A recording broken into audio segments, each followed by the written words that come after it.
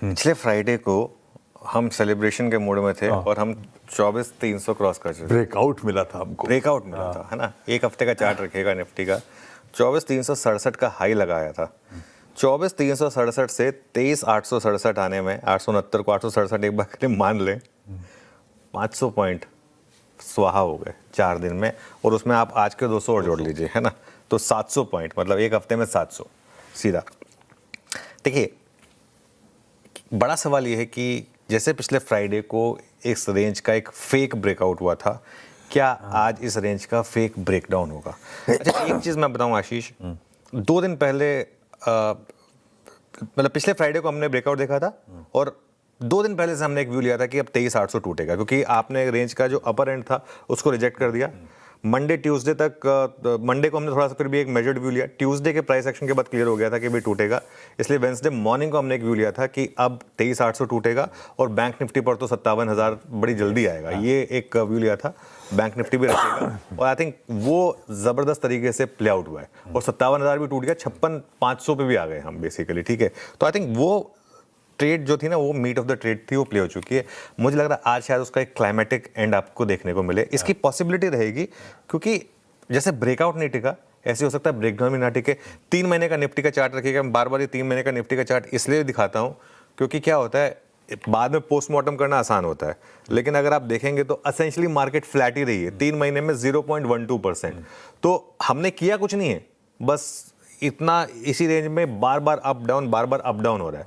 तो अब कहने को वो, क्योंकि रेंज में एकदम अगर 3 महीने का देखेंगे आप 23,100 का भी लो है, उसकी पॉसिबिलिटी है क्या? बिल्कुल है। मार्केट में सब चीज़ों के लिए तैयार रहना चाहिए, लेकिन मुझे 1-2 चीज़ें हैं जिनसे लग रहा है कि शायद थोड़ी होप रहेगी। इसमें सबसे इंपॉर्टेंट है यूएस मार्केट की 10 ईयर की बॉन्ड यील्ड। यूएस की 10 ईयर बॉन्ड यील्ड 4.7 पर आ चुकी है। 4.7% अमेरिका में पेन पॉइंट होता है। मैं पेन पॉइंट क्या होता है, अगर आपको चोट लगती है ना, तो आप कुछ समय तक लगता है कि नहीं, मेरे को डॉक्टर के पास जाने की जरूरत नहीं है। एक पॉइंट आएगा लेकिन जहां पर आपको लगेगा कि नहीं, डॉक्टर के पास जाना ही पड़ेगा मुझे, या पेन किलर लेनी ही पड़ेगी मुझे, उसके अलावा मेरे पास ऑप्शन नहीं है। तो ये एक पेन पॉइंट होता है 4.7% का, जिसके ऊपर अमेरिका में पैनिक होता है।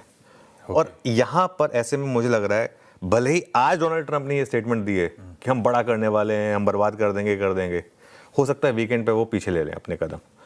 और ये भी हो सकता है वीकेंड पे अनाउंस कर दें कि हमने धमकी दी तो ईरान मान गया। At the end of the day उनका ईगो सेटिस्फाई होना चाहिए ना। तो ये एक मुझे लग रहा है कि एक पॉसिबिलिटी रहेगी। उन्होंने जैसा कहा है कि वीकेंड पे कुछ बड़ा करेंगे, हो सकता है वीकेंड पे आके कहें कि ईरान मान गया। कच्चा तेल कल रात को 102 तक गया था, ऑलरेडी 100 के करीब तो आ गया है। एक बार रखिएगा जरा कच्चे तेल को, 100 पर तो आ गए हम। थोड़ा सा अगर और रिट्रेस हो जाए तो। और आज एक मुझे लग रहा है, मेरी फीलिंग है कि शायद आईटी में सबसे पहले रिकवरी आए। आईटी में 2 दिन पहले से हमने थोड़ा प्रॉफिट बुकिंग का मूव लिया था, लेकिन कल का आईटी का प्राइस एक्शन काफ़ी अच्छा था। और आज 1-2 नंबर्स अगर आप देखेंगे तो ठीक ठाक ही हैं। इन्फोसिस भी कोई हाउलर नहीं है। शुरुआत तो यहाँ भी नीचे ही होगी, लेकिन मुझे लग रहा है कि यहाँ सबसे पहले रिकवरी आ सकती है आज।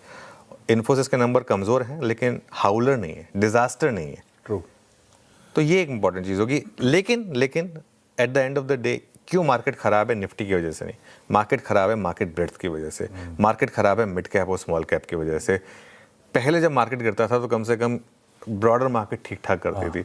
पिछले 3-4 दिनों से लोगों के पोर्टफोलियो पे वापस डेंट लगाए और लोगों को वापस, मैं जब बात करता हूँ ना, वापस एक वो गंदी वाली फीलिंग आ रही है कि मेरे स्टॉक्स फिर गिरना शुरू हो गए हैं, जो बीच में अच्छी रिकवरी आई थी। आई थिंक वो ज़्यादा इंपॉर्टेंट है।